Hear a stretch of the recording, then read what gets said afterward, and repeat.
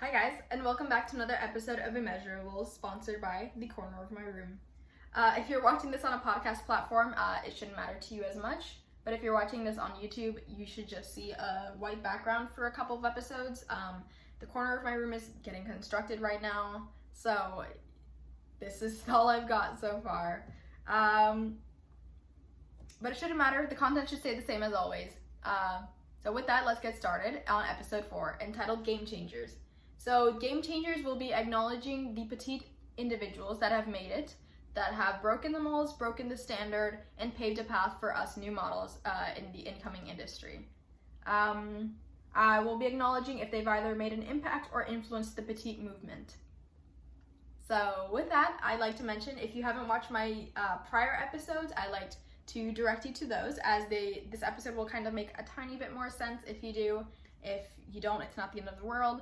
If you like my content, make sure to subscribe and follow on any of the platforms that you're listening to this on. I'd like to make a difference in the petite and modeling industry overall. So I'd like to help you and you help me on this journey. So with that, let's get started on episode 4. Ever since I started off with my mission to voice on this platform, I started off by creating an Instagram and a TikTok, and then I kind of sort of found my niche there, as I found this solidified petite modeling community that have kind of heroes in a sense, and praise these females and males that have made it and that have made campaigns, done ads, done music videos for famous individuals, say, and have made it for us and have paved that path for us. So I like to acknowledge them in this episode. First of these is Lily Rose Depp. Now you could say the fame came to her for being the daughter of Johnny Depp. There's a phrase for that. I don't know what it is. Like nepotism, I think it is. Anyways, only few get the title of being Karl Lagerfeld's muse, and she has that title. So I'd assume that gave her that fame.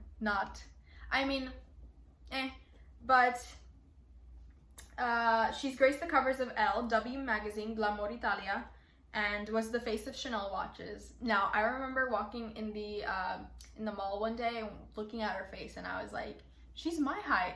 I could totally do that too. So she's definitely an inspiration to me, and needless to say, she is Karl Lagerfeld's muse, just to reiterate that one more time. That's a huge deal for models in the industry. I mean, come on. She stands at a towering 5'3". I stand at a 5'3". You could stand at a 5'3" and be like her as well. Just an inspiration. Another noteworthy example is Devon Aoki, more noted for being a film star in the 1990s and the early 2000s. She started in The Fast and the Furious, I believe, and she started in a couple more movies. I don't know off the top of my head, but she graced runways, covers, and campaigns ranging from Moschino, Tiffany & Co., and H&M, and she stands at a towering 5'5". Mina Blue, a rather new face, most noted for walking in Kanye West's Yeezy campaign and being Kanye West's muse. Another noteworthy title for a petite individual, not a standard individual. She carries a lot of weight being Kanye West's muse. She stands at a towering 5'1", making her the shortest in my list. My final model shout out goes to a group of individuals I'd like to call the longer end of the stick, I guess. They're still petite, of course, but they kind of have sort of an advantage over us since they are a tiny bit taller and could get more advantage in the industry, of course.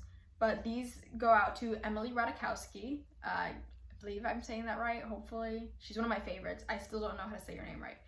Twiggy, she's famous for a whole other reason, but I like to put her in this category as well. Kate Moss and Cara Delevingne. Each broke the industry and making great successes in their work, broke the industry and the internet, and they fall over in the tall end of the stick, like I said. They still are petite, but they get their own category.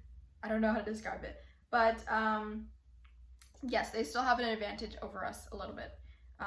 To advocate for the petite community is to advocate for all individuals falling under the average of the standard, not just the shorter ones, I'm assuming, but the taller ones as well, like the Emily Ratajkowskis and the Cara Delevingnes as well. So the male models, as I almost forgot, I preach for petite equality. No matter what gender, no matter what size or gender, I preach for everyone. So I'd like to make a shout out to a couple of male models. There are male models, individuals, singers, actors, and such, but they have broken molds in being their height as well. So a few of them include Bruno Mars at a 5'5", Dave Franco 5'7", A$AP Rocky 5'8", Daniel Radcliffe at 5'4", and Kevin Hart at 5'2". Some of the models that fall under the height standard but still made it include Zac Efron at 5'8", although he's more of an actor. He's modeled for a few campaigns here and there. Aaron Frew at 5'7", and Mark Wahlberg. The noted Mark Wahlberg stands at a towering 5'7". Another thing to mention is noted, controversial, iconic, whatever you'd like to call it, TV show America's Next Top Model had a special petite season, cycles 13. The winner, by the way, I'm not going to argue, but the winner was Nicole Fox at 5'7". If that doesn't get you a tiny bit triggered, it's okay. She's not, okay. Not even the shorter women can win the petite cycle, but that's another thing in itself. Tyra's intent was to open the floodgates, saying that one of the first episodes was, "It was my dream to do this for so long, to open America's Next Top Model to little girls." I think that's a little derogatory, but okay, Tyra. She had the thought, and that's what counts, at least. Brands such as Target, Aerie, ASOS, and modeling agencies like State and IMG are choosing to diversify their modeling selection. State management based in New York and Los Angeles have expanded to include petite and plus divisions.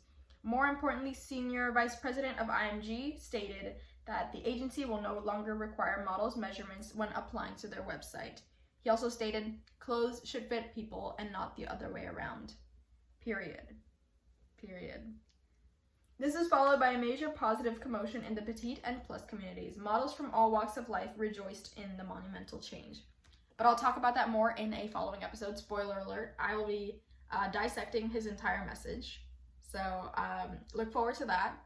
But that's all I got for this episode. If you liked what I talked about, definitely give me some feedback and give me a thumbs up, subscribe.